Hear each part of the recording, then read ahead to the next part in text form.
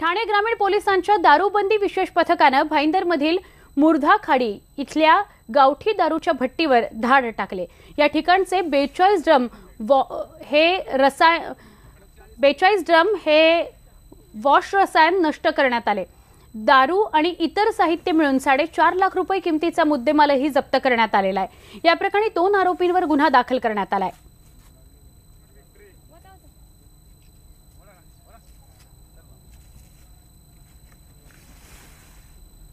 42 drum दारू होती जी नष्ट करण्यात आली आहे। पुढची बातमी, बेशिस्त वाहन चालकांवर कारवाई करण्यात आली आणि हेल्मेट सक्तीची अंमलबजावणी यामुळे पुण्यामध्ये गंभीर स्वरूपाच्या अपघातात 50% घट झाली आहे। एकूणच बेशिस्त वाहन चालकांवर कारवाई करणं आणि हेल्मेट सक्तीच्या अंमलबजावणीनंतर 2018च्या तुलनेत गेल्या 4 महिन्यांमध्ये घडलेल्या अपघातांची संख्या कमी झाली आहे, हे समोर आलंय आणि जे अत्यंत सकारात्मक चित्र आहे। पाणी टंचाईचा फटका नागरिकांबरोबर वन्य प्राण्यांनाही बसू लागलाय। मोर, लांडोर यासारखे पक्षीही पाण्यासाठी शहराकडे धाव घेऊ लागलेत। बारामती शहरातल्या कसबा इथं अनेक मोर पाण्याच्या शोधात आलेले बघायला मिळाले।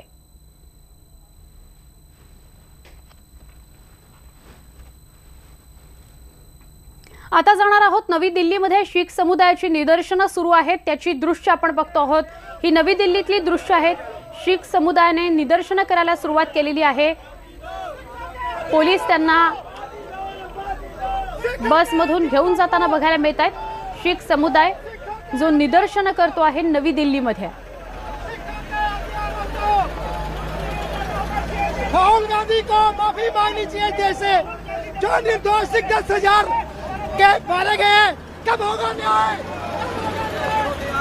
राहुल गांधींना माफी मागितली पाहिजे अशा प्रकारचं वक्तव्य शीख समुदायाकडून आलं। ही दृश्य नवी दिल्लीतली आहेत। शीख समुदायाला बसमध्ये पकडून पोलीस ताब्यात घेत होते आणि घेऊन जात होते तेव्हाची दृश्य आहेत। आमचे प्रतिनिधी प्रशांत लीला रामदास यांच्याकडून अधिक माहिती घेऊया। प्रशांत, हा सगळा काय प्रकारे नवी दिल्लीमधल्या कुठल्या भागात शीख समुदाय निदर्शनं करत होता? नाही, खास करून जर बघितलं 2019च्या हा लोकसभा निवडणुका आहे आणि 7 जागांच्या निवडणुका या दिल्लीतल्या होत आहे। यासाठी सर्व पक्ष कामाला लागले। दरम्यानच्या काळात सॅम पित्रोदा यांनी जे वक्तव्य दिलं त्याच्या विरोधामध्ये टिळकनगर, त्यानंतर सोबतच जर बघितलं जंतर मंतर या परिसरामध्ये शीख समुदायाच्या वतीने सॅम पित्रोदांच्या विरोधामध्ये जे सॅम पित्रोदांनी वक्तव्य दिलं त्याच्या विरोधात निदर्शने होती। पण महत्वाचं म्हणजे या निदर्शना दरम्यान काही हिंसाचार होण्याची शक्यता व्यक्त केली गेली। त्याचमुळे दिल्ली पोलिसांनी थेट कारवाई करत या सगळ्या लोकांना ताब्यात घेतलेलं आहे। आपण जे दृश्य बघतो यामध्ये अनेक शीख समुदायाच्या जे खास करून त्यांना बसेसमध्ये बसण्याचं चित्र पाहायला मिळत आहे आणि मग त्या जोरदार घोषणाबाजी सुरू आहे काँग्रेस पक्षाच्या विरोधात।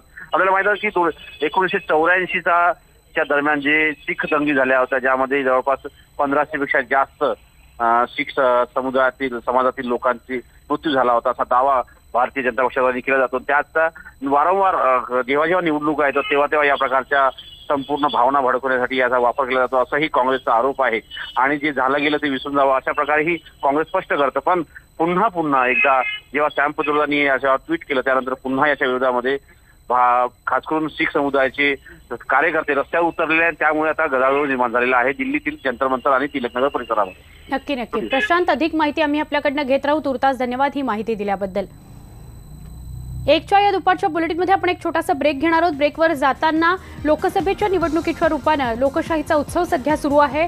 यात मतदार राजा म्हणून तुमचा कौल जाणून घेण्याचा आम्ही प्रयत्न रोज करतो आणि म्हणूनच रोज एक प्रश्न घेऊन आम्ही तुमच्यापर्यंत पोहोचतो। आजचा प्रश्न काय जाणून घ्या। वैयक्तिक आरोप प्रत्यारोपांमध्ये जनतेचे प्रश्न दुर्लक्षित झालेत का यावर तुम्ही तुमचं उत्तर आमच्यापर्यंत पोहोचवू शकता। नेता या ॲपद्वारे हो किंवा नाही एवढंच लिहून आमच्यापर्यंत पोहोचवा।